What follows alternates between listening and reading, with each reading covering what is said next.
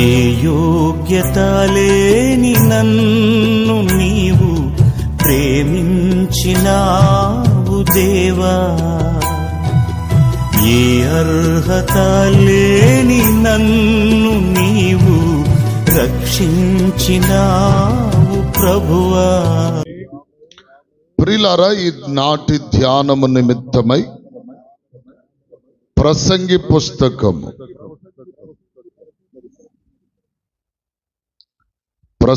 పుస్తకము దయచేసి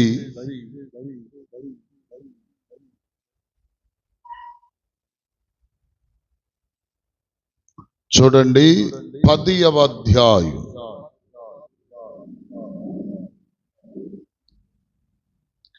10వ అధ్యాయము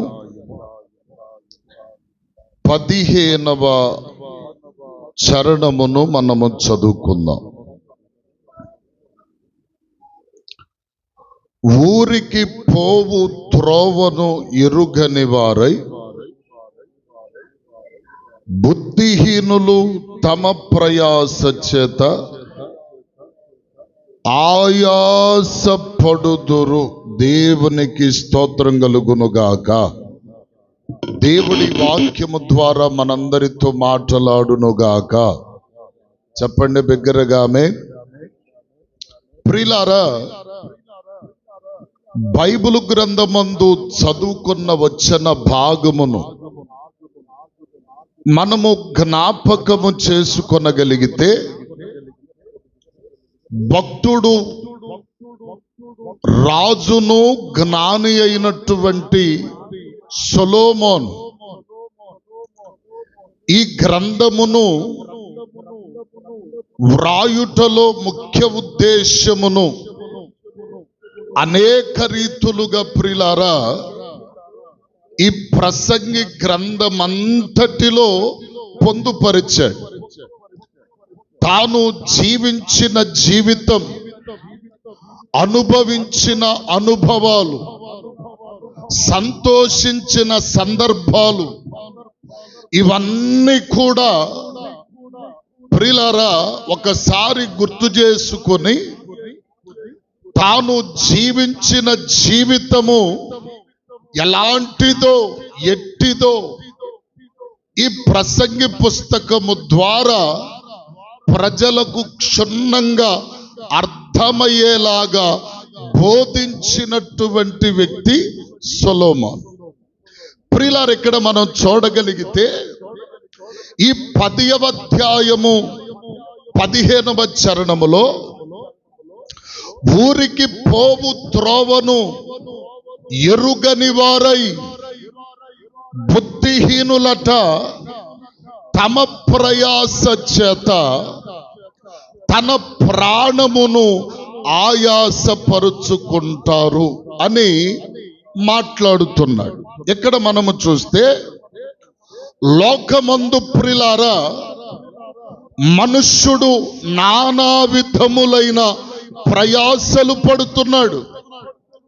ఈ ప్రయాసంతటిని గురించి భక్తుడు ఏమని తెలియజేస్తున్నాడంటే, ఈ ప్రయాస ఎట్టిదో అని తెలియజేస్తున్నాడంటే, ఈ ప్రయాసట బుద్ధిహీనమైన ప్రయాస. అంటే బుద్ధి కలిగిన ప్రయాస కాదది, బుద్ధిహీనమైన ప్రయాస.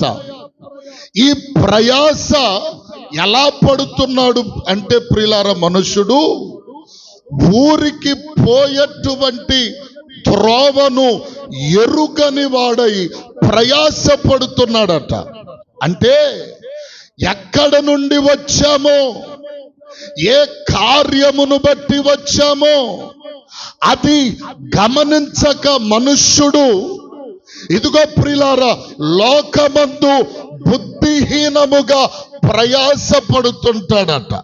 వాస్తవానికి ప్రతి మనుష్యుడు కూడా ఎక్కడి నుండైతే వచ్చాడో అక్కడికి వెళ్ళడానికి ప్రయాసపడాలి. వాస్తవమా కాదా?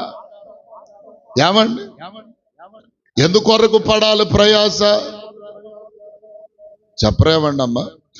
ఎక్కడ నుండైతే వచ్చామో అక్కడికి వెళ్ళటానికి ప్రయాసపడాలి. భక్తుడు ఇదిగో ప్రియులారా, అబ్రహాము మాట్లాడుతూ అంటాడు ఏమనంటే, ఇదిగో నేను ఏ దేశము నుండైతే వచ్చానో ఆ దేశమునకు వెళ్ళటానికి ఆశ కలిగి ఉన్నాను అని చెప్పి భక్తుడు మాట్లాడతాడు. స్తోత్రం చెప్పండి గట్టిగా. ఏ ప్రయాస మనుష్యుడు ఈ లోకములో పడుతున్నాడంటే, ఊరికి పోయేటువంటి త్రోవనే మార్గమును ఇదిగో మరచిపోయి ప్రయాస పడుతున్నాడు. ప్రయాస ఇదిగో లోకమందు మనుష్యుడు పడుతున్న ఈ ప్రయాస ఎట్టిది అంటున్నాడంటే, అందుకనే ఇది బుద్ధిహీనమైన, చెప్పండి, బుద్ధిహీనమైన ప్రయాస. అందుకనే అక్కడ చక్కగా చెప్తున్నాడు, ఈ బుద్ధిహీనమైన ప్రయాస పడుతూ మానవుడు తన ప్రాణమును ఇదిగో ఆయాసపరచుకుంటాడట. ఈ బుద్ధిహీనమైన ప్రయాస కొరకే మనుష్యుడు ప్రాకులాడుతున్నాడు. ఈ బుద్ధిహీనమైన ప్రయాస కొరకే ఎరాయంపటితో జీవిస్తా ఉన్నాడు. అందుకనే దేవుని యొక్క వాక్యములో మనము చూడగలిగితే ప్రియులారా, ఏమండి, ఈ ప్రయాస అంతయు వ్యర్థము అంటాడు. స్తోత్రం చెప్పండి గట్టిగా. భక్తుడు, ప్రసంగి, జ్ఞాని అయినటువంటి సొలొమోను అంటాడు, సూర్యుని క్రింద మనుష్యుడు పడుతున్న ఈ ప్రయాస వ్యర్థమైన, చెప్పండి, ఏ ప్రయాస ఇది? వ్యర్థమైన ప్రయాస. ఒకడు గాలికై ప్రయాస పడుతున్నాడు, ఒకడు ఏ విధమైన ఇదిగో ప్రియులారా ఆ అనుభవము లేనివాడై ప్రయాస పడుతున్నాడు. ప్రయాస ఎందుకొరకు పడాలి అన్నటువంటి ఉద్దేశము కూడా లేకుండా ఆశ అనేటువంటిది ఎక్కువైపోయి ఇదిగో ప్రియులారా, మనుష్యుడు భూలోకములో ఎంత బుద్ధిహీనముగా ప్రయాసపడుతున్నాడంటే అది చెప్పశక్యము కానటువంటిది. స్తోత్రం చెప్పండి గట్టిగా, చెప్పండి హల్లెలూయా. ఇప్పుడు మనుష్యులు అందరూ కూడా ప్రయాసపడుతున్నారు. ఎందుకొరకు మనుష్యుడు ప్రయాసపడుతున్నాడు? ఊరికినే ప్రయాసపడుతున్నారు ఎవరన్నా? ఊరికినే ఊరికినే ప్రయాస ఎవరన్నా పడతారా? ఊరికినే శ్రమ ఎవరన్నా చేస్తారా? ఊరికినే శ్రమ పడతారా, కష్టపడతారంటే ఎవ్వరు కూడా ఊరకనే శ్రమ పడరు. ఫలితం ఉంటే తప్ప, ఏమండి, ఏదైనా మనకు వస్తే తప్ప ప్రయాసపడేటువంటి వారు లేరు. దేవునికి స్తోత్రం కలుగును గాక. అందుకనే యేసుక్రీస్తుని గురించి వ్రాస్తూ ఓ చక్కని మాట ఉంది. ఏమిటంటే, మనుష్యుని దగ్గర ఏమి కోరకుండా, ఏమి ఆశించకుండానే సమస్తము మన కొరకై ధారపోసాడంట దేవుడు. దేవునికి స్తోత్రం చెప్పండి గట్టిగా, చెప్పండి హల్లెలూయా. ఈరోజు ప్రియులారా చాలా జాగ్రత్తగా విందాం. ఒక మనుష్యుడు వేరొక మనిషితో సహవాసము చేస్తున్నా ఇదిగో ప్రియులారా అందులో లాభమును ఆశిస్తాడు. ఇదిగో ప్రియులారా ప్రయోజనమును ఆశిస్తాడు. ఏమండి, ఏదొక విధమైన ఆలోచన లేకుండా ఏ మనుష్యుడు కూడా చెప్పరే ప్రయాసపడరు. అసలు వాస్తవానికి ఈ మానవులు పడుతున్న ప్రయాస ఎందుకొరకు అనేటువంటి విషయాన్ని మనం చూస్తే, ఇప్పుడు ప్రజలందరూ కూడా భూలోకమందు శ్రమ పడుతూ ప్రయాసపడుతున్న ప్రజలందరూ కూడా వారి ప్రయాస ఎందుకొరకు అనే విషయాన్ని మనం చూస్తే, దేవుని యొక్క వాక్యములో నేను త్వరగా 2-3 మాటలు చెప్తాను. చూడండి, మనుష్యుడు పడుతున్న ప్రయాస ఎందుకొరకయ్యా అంటే ఏమండి? చూడండి ప్రియులారా, మత్తయి సువార్త 6వ అధ్యాయం 19-20 చరణాలు.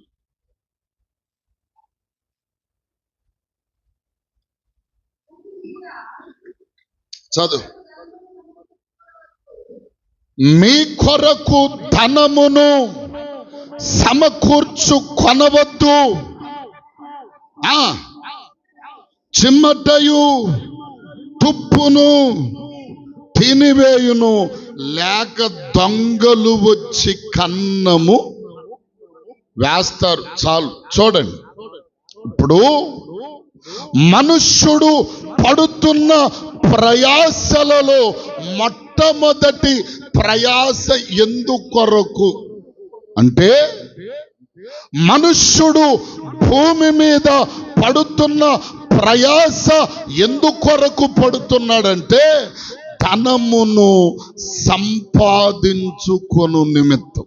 స్తోత్రం చెప్పండి గట్టిగా. చిన్నపిల్లల దగ్గర నుండి పెద్దోళ్ళ వరకు కూడా ఆశ దేని మీద? ఆశ దేని మీద? మాట్లాడరేంటమ్మా?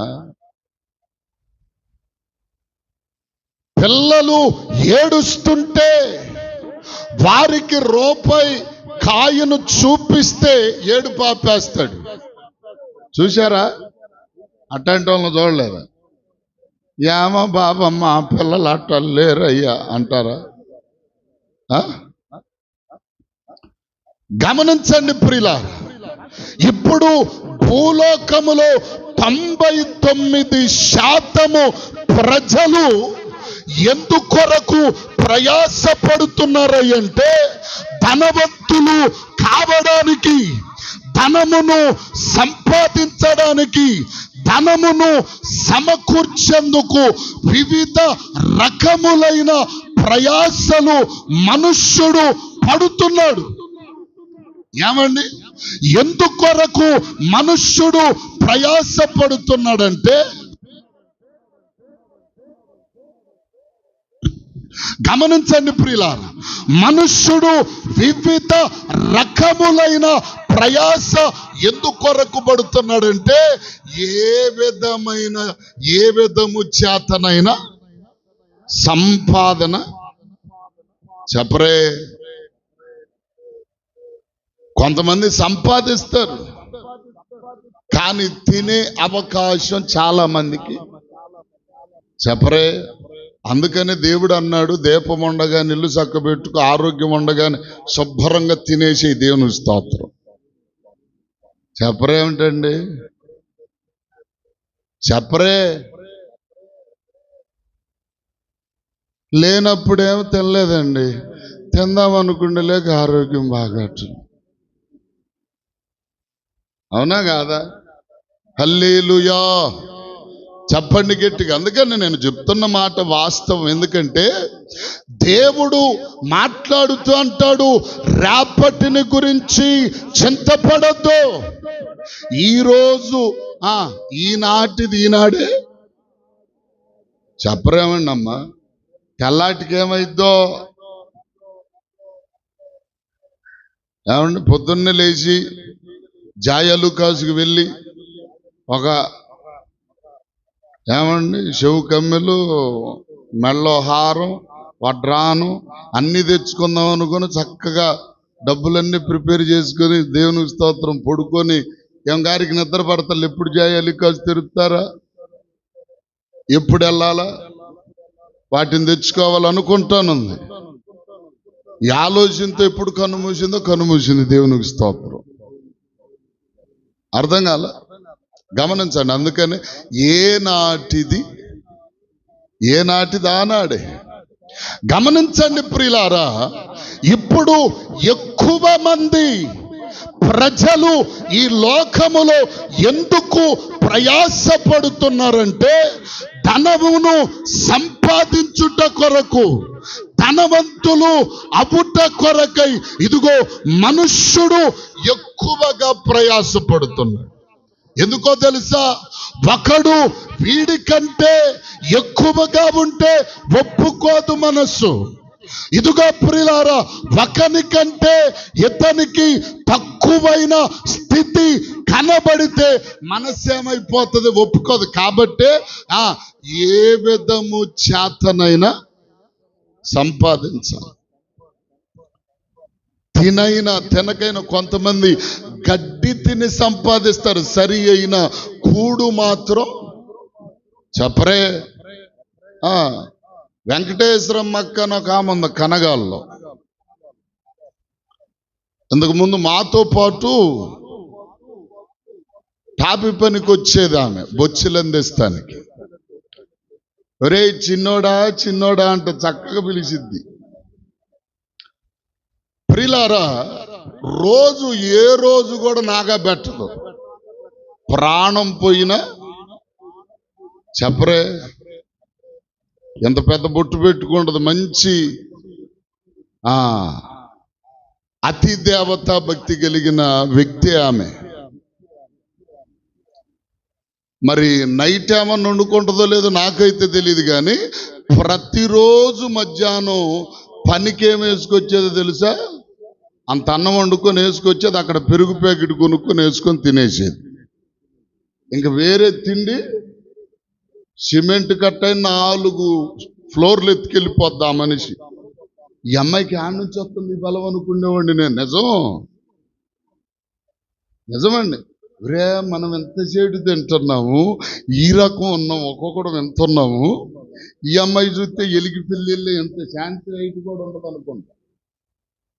ఇప్పుడు ఎంతమందిలో మనలో శాంతే కదా రైట్ బాగా, శాంతి రైట్ కూడా ఉండదు. సిమెంట్ బస్తా 4 ఫ్లోర్లు ఎత్తుకెళ్ళిపోద్దా ఆడ మనిషి. తర్వాత ఇప్పటికీ ఆరోగ్యంగానే ఉంది, కానీ తినక ఏమైపోయింది, లోపల కడుపులో గడ్డ తయారైపోయింది. ఆ పేగులన్నీ కాలి కాలి కాలి కారం ఉప్పు తగలాలిగా, అవునా కాదు? ఇప్పుడు ప్రతిరోజు అమ్మ దగ్గరికి వెళ్ళి చిన్నమ్మ ప్రార్థన చేయి చిన్నమ్మ. నిజంగా ఇప్పుడు ప్రార్థన చేయించుకుంటూ ఉంటుంది. తినాలి వయసు ఉన్నప్పుడు ఏ టైంలో. కానీ ఇదిగో ప్రియులారా, మనుష్యుడు ఏం చేస్తున్నాడంటే సంపాదన మీద దృష్టి ఉంచి సరిగ్గా నిద్రించక, సరిగ్గా తినక, ఆరోగ్యమును పాడు చేసుకుంటూ ఇదిగో ప్రియులారా, ఏమండి, సంపాదన పరుడు కావాలనేటువంటి విధానములో మనుష్యుడు ఆశపడుతూ ఉన్నాడు. స్తోత్రం చెప్పండి గట్టిగా. ఏమండి, ప్రతిదినము సంపాదన కొరకే మనుష్యుడు ప్రయాస. ఏమండి, బైబిల్లో సంపాదించుకోవడానికి, ధనవంతులు కావడానికి చాలా మంది ఆశగా ఎదురు చూశారు. ఆ ధనము వారిని ఏం చేసిందండి? పాడు చేసేసింది. ధనము వలన వారికి కలిగిన మేలేమైనా ఉన్నదా అంటే ప్రియులారా, ఏదియు కూడా లేదు. ఒకరోజు సంపాదించినదంతా విడిచిపెట్టి వెళ్ళిపోవలసిన పరిస్థితులు రావచ్చు, వస్తాయి. స్తోత్రం చెప్పండి గట్టిగా. అందుకనే బైబిల్ గ్రంథం అంటది, ధనవంతులు కావటానికి మీరు ఆశపడు దాతురత పడబాకండి. ఏమండి, ఎందుకో చెప్పనా? ధనవంతునికి సరిగ్గా నిద్రే ఉండదంట. దేవునికి స్తోత్రం. అర్థం కాల? ధనం ఎక్కువైతే నిద్ర పట్టదో. ఇక ఇదే పిచ్చి పిచ్చి ఆలోచన. బైబిల్లో ఒక ధనవంతుడు ఉన్నాడు. ఆ పొలము పండింది, కొట్లు చాలలేదు, కొట్లు కట్టించాడు. మరలా ప్రాణంతో నిద్రపోవాలగా. నిద్రపోకుండా ఏమనుకున్నాడు? ప్రాణమా తిను, తాగు, సుఖించు, సంతోషించని చెప్పి తనలో తను ఆ ఆలోచనలోనే గుండె ఆగిపోయింది. దేవునికి స్తోత్రం. హల్లెలూయా. నిజమండి. అందుకని ధనవంతునికి నిద్ర పట్టదు. బైబిల్ గ్రంథములు అంటాడు, ఇదిగో కష్టజీవులకు సుఖమైన నిద్ర వస్తుందట. దేవునికి స్తోత్రం కలుగునుగా. కాబట్టి ఇప్పుడు మనుష్యుడు పడుతున్నటువంటి వ్యర్థమైన ప్రయాసలలో మొట్టమొదటి ప్రయాస ఏమిటంటే ధనమును సంపాదించటానికి పడేటువంటి ప్రయాస. స్తోత్రం చెప్తారు గట్టిగా, చెప్పండి గట్టిగా. రెండవది ఎందుకు పడతాడు మనుష్యుడు ప్రయాస? ఏమండి, రెండోది ఎందుకు పడతాడు అంటే బైబిల్ గ్రంథములోనే మనం చూడగలిగితే ఆదికాండము 11వ అధ్యాయం.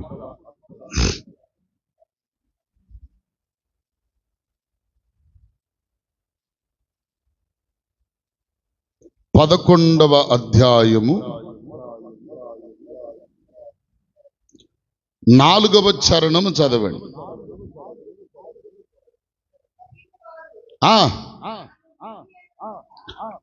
మనము భూమి అందంతటా చదరిపోకుండా ఒక పట్టణమును ఆకాశమునకంటూ శిఖరమును గల ఒక గోపురమును కట్టుకొని ఏం సంపాదించుకోవటానికి? పేరు సంపాదించుకుందుము రండని ఒకడిని ఒకడు పురికొల్పుకున్నారట. ఏమండి, రెండో ప్రయాస ఎందుకు పడతాడు మనుషుడు? ఎట్టాగైనా పేరు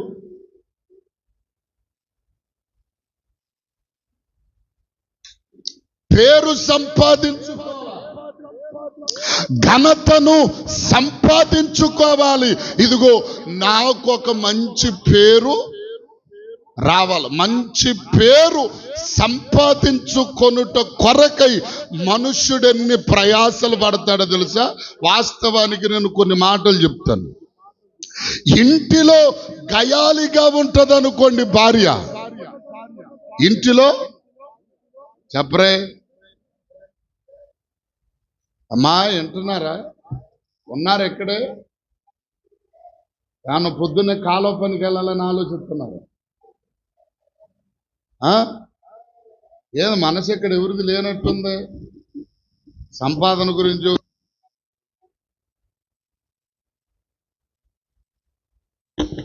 దేవునికి స్తోత్రం చెప్పండి గట్టిగా. ఇప్పుడు ప్రియులారా, మంచి పేరును సంపాదించుకొనడానికి మనుష్యుడు పడేటువంటి ఆ ప్రయాస ఎలా ఉంటుందో చెప్తాను చూడండి. ఇంటిలోనేమో గయాలి, భర్తకు కనపడే రూపం ఎలా ఉంటుందో తెలుసా? రాక్షసి. ఒక మాటలో చెప్పాలంటే ఏమండి, భార్యను చూస్తే వామ్మో ఈ రాక్షసి వస్తుంది అనుకుండేటట్టు ఉంటది.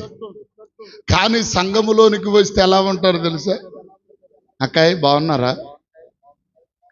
సహోదరి, ఎంత చక్కగా నునుపైన తేనె పూసేటువంటి మాటల చేత వాళ్ళందరూ ఆ సిస్టర్ గారు ఉన్నారే, భలే మంచి సిస్టర్ గారు, ఇంటికి వెళ్తే తెలుస్తుంది. దేవునికి స్తోత్రం. ఇంటికి వెళ్తే ఒక పాస్టర్ గారు, ప్రియులారా, ఆ సంఘములో ఉన్న ఇద్దరు విశ్వాసులను గురించి చెబుతూ ఏమంటాడు తెలుసా? ఒక విశ్వాసి భర్తకు ఉద్యోగం వచ్చిందట. అది ఇంకొక సహోదరికి నచ్చలేదు. నచ్చకపోయేసరికి ప్రియులారా వెంటనే ఏమండి మందిరానికి వెళ్ళింది, సాక్ష్యం చెప్పింది, నా భర్తకు ప్రమోషన్ వచ్చింది, అంత సంతోషంగా చెప్పింది. అయ్యో తనకు కలిగిన దాంట్లో కొంత అల్పాహారం తీసుకెళ్ళి పంచింది, బాగుంది, అంతా బాగానే ఉంది. సరే కూటమైపోయింది, ఇంటికి వచ్చేసింది. అంతలోకి ఒక కోడట పటపట ఎగిరింది. అదే టైంలో పాస్టర్ గారు వెళ్తున్నాడు. ఏమేమో పాస్టర్ గారు ఎదుట మంచిగా దేన మనస్కురాలై చక్కగా నుంచుంది. దేన మనస్కురాలై చక్కగా నుంచుండలేక అమ్మో ఏమెంత దీనురాలో అనుకుంటా ఉన్నాడు ఈయన. వెంటనే ప్రియులారా సైకిల్ వేసుకున్న మార్గాన్ని వెళ్తున్నాడంట. సాయంకాలం పూట ఈ కోడి ఎగిరింది. కోడిని అంటుందని, కోడేయ్ కోడేయ్ నీ భర్తకు ప్రమోషన్ వచ్చిందని ఎగిరెగిరి పడబాక అని అన్నాను.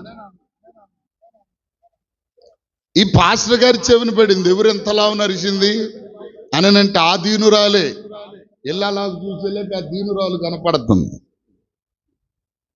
కోడేంటి, కోడె భర్తకు చెప్పరే ప్రమోషన్ రావటం ఏంటి అని చాలా ఆలోచన తమ్మిని బిమ్మినైపోయిన తర్వాత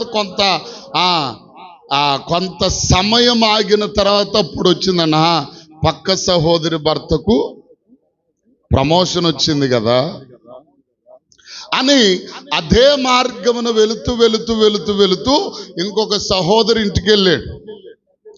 సహోదరింటికి వెళ్ళి ఆమె భక్తి విషయములో పరిపూర్ణురాలు, మంచి విధేయురాలు, మంచి వ్యక్తి. సరే బాగుంది ప్రియులారా. అంతలోకి ఆ ఇంటికి వెళ్ళేసరికి తన భర్త ఎదురయ్యాడు. ఆ విశ్వాసి భర్త. అయ్యా బాగున్నారా అని చెప్పి చక్కగా పేటేసి కూర్చోబెట్టాడు. పాస్టర్ గారితో కబుర్లు మాట్లాడుకుంటూ పాస్టర్ గారులకి ఇది ఒక రంది ఉంటుంది కదా, ఏ రంది అది? రక్షణ పొందండి అడుగుతారు కదా. సరే క్యాజువల్గా ఆయన కూడా, అయ్యా అమ్మాయి మంచిగా ప్రార్థనకు వస్తుందో నువ్వు కూడా ప్రార్థనకు రాయ్యా. పాస్టర్ గారు నీకు తెలియదులేండి అని చెబుతున్నాడు ఈయన.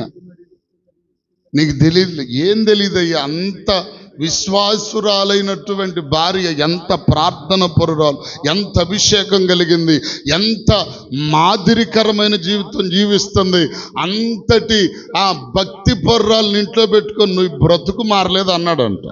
నా బతుకు మారటం కాదు పాస్టర్ గారు, దాని బతుకే ఇంకా మారలేదండి అన్నాడంట. ఎందుకనండి అలా అన్నారంటే, ప్రార్థనలో చూడబాక ఇంటికి వచ్చిన తర్వాత నువ్వు సాటుగా వచ్చి ఒక రోజు చూడు మా ఆవిడ వేషం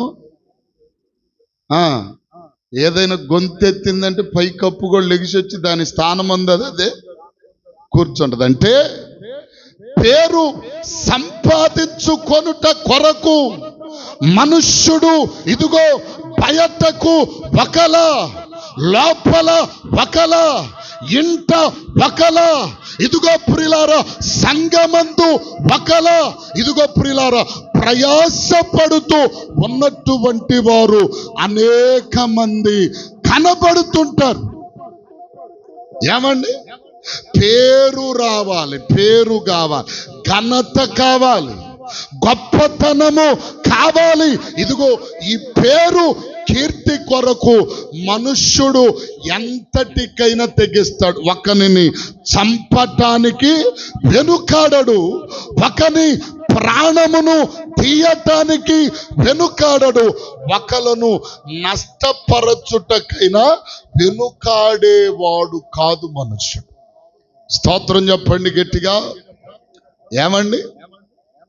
పేరు కావాలి, ఇప్పుడు ఇదిగో ఆదిమలో ఉన్నటువంటి ప్రజలు ఎలా ఉన్నారంటే ఒక్కటే భాష, ఒక్కటే మాట.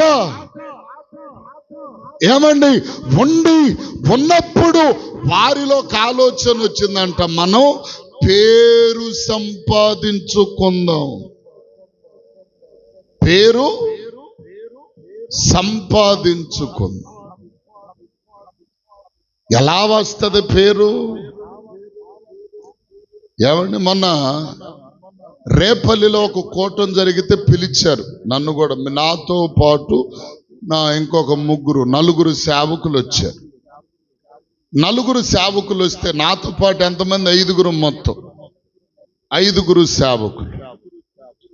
5గురు సేవకులు వెళితే అక్కడ పెద్ద ఆయన మా అందరికంటే ఈ నలుగురులో ఉన్న నలుగురు కంటే పెద్ద ఆయన ఇంకొక ఆయన ఉన్నాడు. ఆయన ఏంటంటే ఆ స్థానిక సంఘ కాపరి.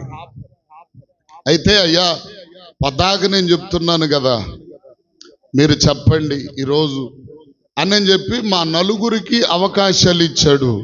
అయితే ప్రియులారా, అక్కడ జరిగిన విషయం ఒక చిన్న మాట చెప్తాను. ఒక పాస్టర్ గారికి పాట ఇచ్చాడు. ఒక పాస్టర్ గారికి చెప్పండి, ఒక పాస్టర్ గారికి పాటకి ఇచ్చారు. పాటకిస్తే ఆ పాట పాడటానికి ముందు దేవునికి స్తోత్రం అన్నాడు. బాగుంది. నేను నూతనంగా ఒక పాట రాశాను, ఆ పాట పాడుతున్నాను అన్నాడు. బాగుంది, పాడేశాడు. సరే, ఆ పాట చాలా బాగుంది, వినడానికి బాగుంది, ఆ వచనాలు పదాలు చక్కగా ఉన్నాయి, పాడాడు, అయిపోయింది. ఇంకొక పాస్టర్ గారు లేచాడు, నువ్వు కొత్త పాట నువ్వు పాడితే నేను పాడలేనా? చూశారా? నువ్వేనా రాసేది, నేను రాయలేదా అని మనసులో అనుకున్నాడు అనుకుంటా. అనుకోని ఈయన కూడా లేచి, నేను మొన్న ఇటీవల కాలంలో నూతనంగా ఒక పాట రాశా, ఆ పాటే పాడుతున్నానని ఆ పాట ఆయన పాడాడు. సరే, రెండోది అయిపోయింది కదా. ఆ పాట కూడా కొంచెం ఎనసొంపుగా ఉంది, బాగుంది, పర్వాలేదు. మూడో వ్యక్తికి ఇచ్చాడు. మూడో వ్యక్తి కూడా అన్నాడు, యాడ్ మీరిద్దరేనా రాసేది, నేను రాయలేదా? మీరిద్దరేనా రాసేది, నేను రాయలేదా అన్నట్టుగా ఈయన కూడా ఒక పాట రాశానని మాట్లాడి పాడేడు. ప్రియులారా, ఘంటసాల రాగాలు, దానికి తాలేదు తూలేదు. ఏం పాడాడో ఆయన వర్షంలో ఆయన వెళ్ళిపోతా ఉన్నాడు. అక్కడున్న ప్రజలందరూ ఎంత ఇబ్బంది పడ్డారంటే అంత ఇబ్బంది పడ్డారు. ఇప్పుడు మనుష్యుడు, వారు సేవకులైన విశ్వాసులైన దేవుని ప్రజగా ఉన్న ఎవరైనా కూడా ఈరోజు దేని కొరకు ఆతురతగా ఎదురు చూస్తున్నారంటే పేరు కావాలి. పేరు నాకు ఇదిగో సంపాదించుకోవాలి అన్నటువంటి రీతిలో నడిపించబడుతూ ఉంటే యేసు ప్రభు వారు ఒక మాట అన్నాడు, ఇదిగో ప్రియులారా, అనారోగ్యముతో ఉన్నటువంటి వ్యక్తిని స్వస్థపరచి, ఇదిగో అక్కడున్న ప్రజలందరితో చెప్పిన మాట ఏమిటో చెప్పనా? ఈ మాట ఎవరికిని తెలియపరచవద్దు. నేను స్వస్థత పరచానని, నా ద్వారా స్వస్థత కలిగిందని మీరు బయటకు నాకు పేరు చెప్పండి, నా పేరు బయటికి చెప్పొద్దు. అది నలుగురు దగ్గరకు వెళ్ళిపోద్ది. అసలు చెప్పుకోవాలనుకుంటే పేరు ప్రఖ్యాతి పొందవలసిన అర్హుడు ఎవరంటే మన ప్రభు అయిన యేసుక్రీస్తు. దేవునికి స్తోత్రం చెప్పండి, గట్టిగా చెప్పండి అందరూ హల్లెలూయా. ఏమండి, కానీ ఈరోజు చాలా రకాలైన పరిస్థితులు పేరు సంపాదించుకోవాలి.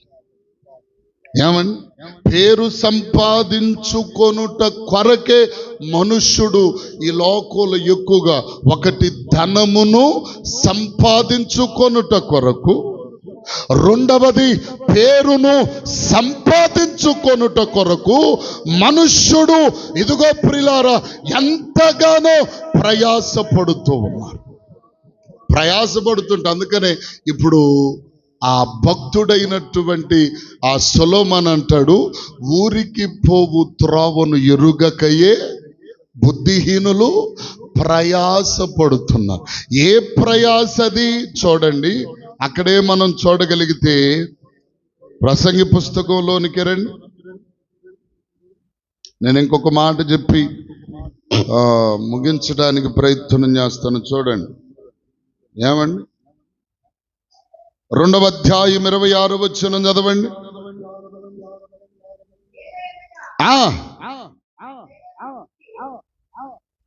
లాస్టులో దేవుడు జ్ఞానమును తెలివిని అనుగ్రహించును, అయితే దైవ దృష్టికి ఇష్టుడగువానికి ఇచ్చుటకై ప్రయాసపడి పోగు చేయు పనిని ఆయన పాపాత్మనికి నిర్ణయించు. ఇది ఈ మాట, ఇదియు వ్యర్థము గాను ఒకడు గాలికై ప్రయాసపడుతున్నారు. 1వ అధ్యాయం 3వ వచనం కూడా చదివితే వ్యర్థము, సమస్తము వ్యర్థమే, సూర్యుని క్రింద నరుడు పడుచుండు పాటు అంతటి వలన వారికి కలుగుచున్న లాభమేమి, అంతయు వ్యర్థమే. మనుష్యుడు భూమి మీద పడుతున్న ప్రతి విధమైన ప్రయాస అంతయు కూడా ఏమన్నాడు చెప్పరేవండి? ఒకడు గాలికై ప్రయాసపడుతున్నట్లుగా, ఒకడు వ్యర్థముగా ప్రయాసపడుచుండినట్లుగా, ఇదిగో ప్రియులారా ఏమండి, అంతయు వ్యర్థమే. కారణం ఏంటి? సంపాదించిన పేరైన ధనమైన ఇవన్నీ కూడా ఒకరోజు వాటి నుండి నీవు దూరమైపోతావు. ఏది కూడా నీ వెంట వచ్చేది లేనే లేదండి. దేవునికి స్తోత్రం కలుగునుగాక. అర్థమవుతుంది? ఏది నీ వెంట రానే రాదు. సంపాదించుకున్న ధనమైనా, సంపాదించుకున్న పేరైనా, ఇదిగో ప్రియులారా నీ వెంట వచ్చేది కాదు. కానీ ఇదిగో ప్రియులారా ఈ లోకమందు మనుష్యుడు పడుతున్న ఈ వ్యర్థమైన ప్రయాసలు ఇదిగో మాని, ఏమండి, ఏ వ్యక్తి అయినా మానుకొనగలడంటే చాలా వరకు అది కష్టం, చాలా కష్టం. కానీ వాక్యం ఏమి చెప్తుందో తెలుసా? మనుషునికి ఈ లోకములో కావలసిన ప్రయాస ఏమిటో తెలుసా? పొద్దున్న లెగిసిన కాడి నుంచి ఏమండి తెల్లారగట్ట లేచి దరిదాపుగా 4 గంటల సమయంలో ప్రియులారా చెరుగుపల్లి ఈరోజు చూశాను. చెరుగుపల్లి 4 గంటలు, తెల్లారగట్ట 4 గంటలు ఫ్యామిలీ ప్యాకేజీగా పిల్లలిద్దరూ తల్లి తండ్రి మొత్తం రోడ్డు మీద పెట్టి నడుస్తూ ఉన్నారు. తండ్రి చేతిలో కర్ర పట్టుకున్నాడు. వాకింగ్ ఎందుకు? కుటుంబం అంతా ప్రయాసపడుతుంది ఆరోగ్యం కొరకు. చూడండి, అయితే గమనించండి, ఇప్పుడు మనుష్యుని జీవితములో అవసరకరమైన ప్రయాస ఏమిటంటే, ఇది అపోస్తుడైన పౌలు అంటాడు, క్రీస్తునందు పడుచున్న మీ ప్రయాస చెప్పండి వ్యర్థము కాదు అంటాడు. హల్లెలూయా చెప్పండి, హల్లెలూయా. నీవి లోకములో ఏ విధము చేతనైనా నీవు పడిన ప్రయాసంతా వ్యర్థమైపోతుంది. కానీ క్రీస్తునందు ఒకవేళ నీవు ప్రయాస పడితే ఆ ప్రయాస ఎప్పటికీ చెప్పండి వ్యర్థము కాదు, వ్యర్థమయ్యేది కాదు. దేవుని వాక్యములో మనము చూస్తే కీర్తనకారుడు అంటాడు, నా కన్నీరు నీ బుడ్డిలో దాచావు. నీవేడ్చిన కన్నీరే అంత జాగ్రత్తగా దేవుడు దాచగలిగితే నీ ప్రయాసను చూడలేడా, దాచలేడా? ఏమండి, దేవుని కొరకు ఎవరైనా ప్రయాసపడతారా? ప్రయాసపడతారా? రాత్రి తెనాలిలో ఆల్ నైట్ దరిదాపుగా 12 గంటల దాకా వాస్తవానికి ఓల్ నైట్ అంటారు. ఆల్ నైట్ కూడా కాదు, చెప్పండి, హోల్ నైట్ అంటే రాత్రిపూట. రాత్రంతా దేవునికి స్తోత్రం. ఏమండి, హోల్ నైట్. అక్కడ కూడా 200 దరిదాపుకు 200 మంది సంఘం కదా. నైట్ అనేలేక నిద్రకు దడిచిపోయి కొంతమంది రాల. పాస్టర్ గారు ఏకుడు దేవునికి స్తోత్రం. గమనించండి ప్రియులారా, ఏమండి, ఈరోజు క్రీస్తును సంపాదించుకొనుట కొరకై ప్రయాసపడేవారు లేరు. అందుకని ఫిలిప్పీ పత్రికలోనే పౌలు అంటాడు, ఏమండి, ఇదిగో అందరూ తమ సొంత పనులనే చూచుకొనుచున్నారు గాని క్రీస్తు పని అనేసరికి ఎవరు కూడా రారు. 2:21 అనుకుంటాను ఫిలిప్పీ పత్రిక. అందరూను సొంత కార్యములనే చూచుకొనుచున్నారు గాని యేసుక్రీస్తు కార్యం అనేలేక అసలు ఇంట్రెస్టే లేదు. ఏం పాదనమ్మా పొద్దాక, ఏం పనులు అమ్మా పొద్దాక,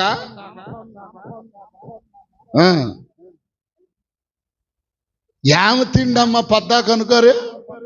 పొద్దుగూకులు తిన్న ఆ కంచి మేక మేసినట్టు మేసేవాళ్ళు మేసినట్టే ఉంటారు పొద్దుగూకులు, అవునా కాదు? 3 పూట్ల 32 గిన్నెలు తింటాను దేవుని స్తోత్రం. ఏమండి, గమనించండి ప్రియులారా, దేవుని పని అనేసరికి మనుషుల్లో ఇంట్రెస్ట్ పోద్ది, ఆశ పోద్ది. ఇదిగో ప్రియులారా, చెయ్యాలన్న ఆశ కూడా ఉండదన్నమాట. అర్థం కాల. కొంతమంది ఏమో వచ్చి నిద్రపోయేవాళ్ళు నిద్రపోతారు. ఇదే మంచి మన ఇంట్లో పడగదిలాగానే నిద్రపోతారు దేవునికి స్తోత్రం. చర్చికి వచ్చి కూడా సిగ్గు లేకుండా దేవునికి స్తోత్రం. ఏమండి, నిద్ర ఏమో దేవునికి స్తోత్రం కలుగును కాదు. ఏమండి, గమనించండి ప్రియులారా, ఇప్పుడు వాక్యం అంటుంది, మనము ఈ లోకమందు పడే వ్యర్థమైన ప్రయాసలను ప్రక్కన పెడితే క్రీస్తునందు మనము ప్రయాస పడితే ఆ ప్రయాస ఎన్నటికి వ్యర్థము కానే కాదు ప్రియులారా. నీవు పడిన ప్రతి ప్రయాసకు దేవుడు జీతమును పొందుపరచి ఉంచాడు నీకు ఇవ్వటానికి. దేవునికి స్తోత్రం. చెప్పండి హల్లెలూయా. అందుకనే అక్కడ అపోస్తుడైన పౌలు అంటాడు, చూడండి ఫిలిప్పీలకు రాస్తూనే, ఏమండి, 3వ అధ్యాయం దయచేసి 7వ వచనమును మనం చదవగలిగితే, 7-8 వచనాలు, 9వ వచనం మొదటి కూడా. అయినను 9 మొదటి చదువు, 9 మొదటి. క్రీస్తును సంపాదించుకొని నా నీతిని గాక క్రీస్తునందలి విశ్వాసము వలన, నీతి అనగా విశ్వాసమును బట్టి దేవుడు అనుగ్రహించు నీతి గలవాడనై ఆయన యందు అగపడు నిమిత్తము నేనేం చేశానో తెలుసా? క్రీస్తును సంపాదించుకొని నాకు లాభముగా ఉన్నవన్నీ పైన ఇప్పుడు చదవండి 7 అయినను ఏవేవి నాకు లాభకరముగా ఉన్నాయో. ఈరోజు లాభం ఏదన్నా వచ్చిందంటే అది ఆదివారం లేదు, నా మొఖం లేదు. దేవునికి స్తోత్రం. నిజమా కాదా? రూపాయి ఎత్తేజాలు, రూపాయి కంటే ఏది ఎక్కువ? కొంతమంది దేవునికి స్తోత్రం. నేను ఒక మాట చెబుతాను, మీరు ఎవరు ఫీల్ అవ్వద్దు. ఏమండి, పొద్దుగూకులు మనుషుడు పడి ఆ రూపాయి సంపాదించడానికి అన్ని పాటలు పడతాడు. ఆఖరికి హిందువులు ఏం చేస్తారో తెలిసి చచ్చిన తర్వాత పెదాల మధ్యలో ఒక రూపాయి బిల్ల పెట్టిపో సైతానోడా నేను చెప్తాను. నిజం, చూసారో లేదో? నొసుటి మీద ఒక రూపాయి, అర్థం కాల, పెదాల మధ్య ఒక రూపాయి పెడతారు. ఎందుకది? నేను అనుకున్నాను ఉన్నంతకాలం ధనం సంపాదించడానికి చెప్పరే ప్రయాసపడ్డాడు అనుకుంటా. కాబట్టే వెళ్ళేటప్పుడు ఆ 2 రూపాయలు నోదుటి మీద ఒకటి, నోట్లో 1 రూపాయి, అవి తినడానికి కూడా పనికొచ్చేవి కాదు కదా. గమనించండి.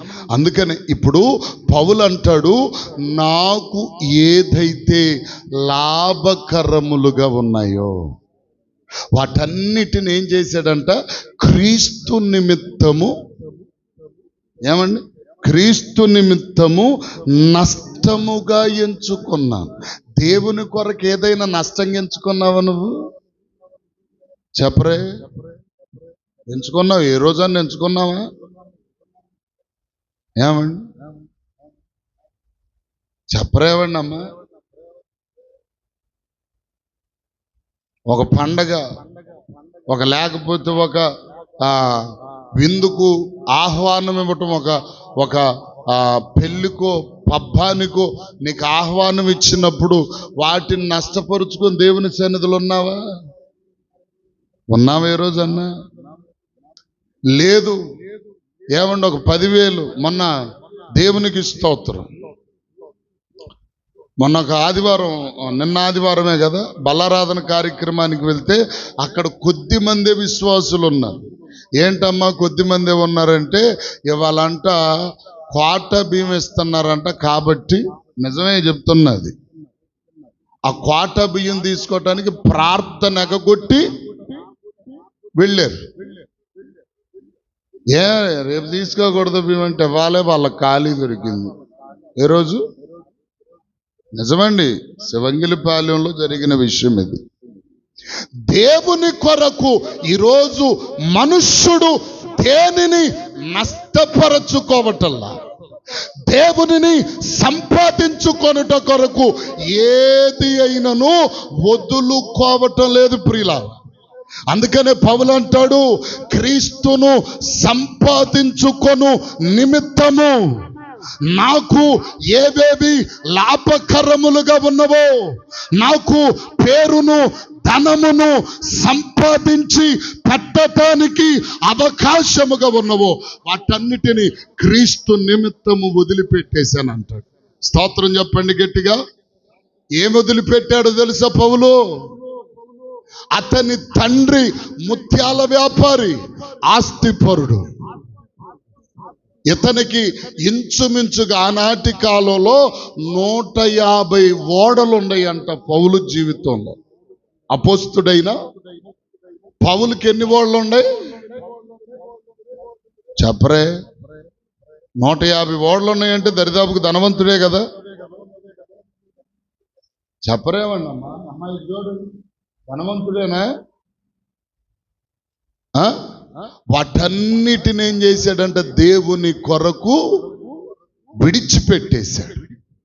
ఈరోజు ఏమండి, ధనమును సంపాదించుకొనడానికో పేరును సంపాదించుకొనడానికో ప్రాకులాడక మనుష్యుడు దేనిని సంపాదించుకొనడానికి ప్రాకులాడాలి? వ్యర్థమైన వీటి కొరకు కాక క్రీస్తుని సంపాదించుకొనుటలో కొన్నిటిని నీవు నష్టపరచుకున్న, విడిచిపెట్టిన దాని ఫలితము నీ జీవితములో రేపు అనుభవించటానికి అవకాశం చెప్పరే.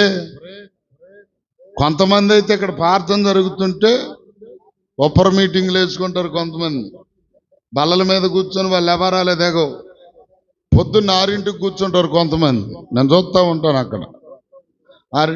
ఏం చెప్పు పొద్దుగూకులు ఎవరు ఏడ నుంచి వస్తుందో నాకు అర్థం కాదు.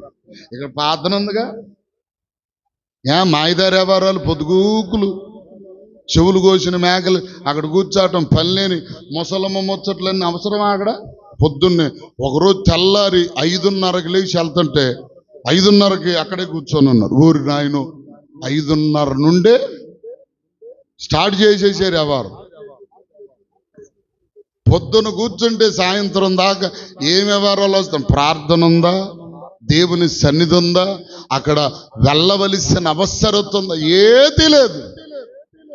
దేనినైనా దేవుని కొరకు నష్టము చేసుకునే పరిస్థితి ఏమండి? వ్యవహారం ముఖ్యమా, ప్రార్థన ముఖ్యమా చెప్పండి? తింటం ముఖ్యమా, గొడవ ముఖ్యమా? తింటం ముఖ్యమా, గొడవ ముఖ్యమా? ఏమా గొడవ ఆడటమే ముఖ్యమంటారా? తినడం ముఖ్యం. గొడవ ఆడాలన్న ఓపిక రావాలిగా. అందుకని ముందు తినాలి. తింటే తర్వాత శక్తివంతంగా గొడవ ఆడొచ్చు. దేవునికి స్తోత్రం కలుగునుగాక. కాబట్టి మనము దేవుని కొరకు సమస్తాన్ని విడిచిపెట్టి క్రీస్తును సంపాదించుకొనగలిగితే మన జీవితంలో ఆయన సర్వ సంపదల, చెప్పండి, సర్వ సంపదల గని ఆయన. కాబట్టి ఆయనను సంపాదించుకున్న వ్యక్తి అన్నీ సంపాదించుకున్నట్టు. పేరు వస్తుంది, ఘనత వస్తుంది, ఐశ్వర్యం వస్తుంది. దేవుడు నిన్ను గొప్పవానిగా చేయాలంటే అది ఆపటం ఈ లోకంలో ఎవ్వడి తరము కానే కాదని. అందుకనే బైబిల్ గ్రంథములు అంటాడు, బుద్ధి జ్ఞానములు సర్వ సంపదలు ఆయన యందే క్లుప్తమై ఉన్నాయి. ఏమండి? సర్వ సంపదల గనిని విడిచిపెట్టి వేసి చాలా మంది ఏం చేస్తారంటే, ఏమండి, వ్యర్థమైన ప్రయాస, పనికి మాలిన ప్రయాస, ఏమండి, మనుష్యుడు పడుతుంటాడు.